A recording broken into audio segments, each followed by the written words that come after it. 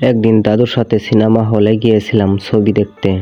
দাদুর এক পাশে আমি, অন্য পাশে একটি ছেলে বসা ছিল। দাদুর হাতে ছিল একটি কোকা-কোলার বোতল। দাদু ছবি দেখছেন আর কিছুক্ষণ পর পর কোকা-কোলা বোতলে মুখ লাগাচ্ছেন। আমি দাদুর দিক তাকাতেই দেখলাম সেই ছেলেটি দাদুর দিক চোখ বড় বড় করে তাকিয়ে আছেন। ছবি বিরতি হওয়ার 10 মিনিট আগে ছেলেটি দাদুর হাত থেকে কোকা-কোলার বোতলটি কেড়ে নেয় আর দাদুকে বললেন, এইভাবে কোকা-কোলা খা, আর কোকা-কোলা খাইতে এত দেরি লাগে?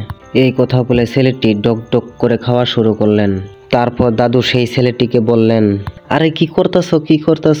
এগুলো তো কোকা-কোলা না। ছেলেটি বলল, তাহলে কি? দাদু বলল, আমি পান খেয়ে পানের পিক ফেলানোর জায়গা খুঁজে পাচ্ছিলাম না, তাই আমি কোকা-কোলার বোতলের ভিতরে পানের পিক ফেলছিলাম। ছেলেটি দাদুর এই কথা শুনে ওয়াক থুতু করতে করতে বমি করে দিলেন। আমার চ্যানেলে কোন ভিডিওটি আপনার ভালো লেগেছে তা কমেন্টের মাধ্যমে জানিয়ে দিবেন।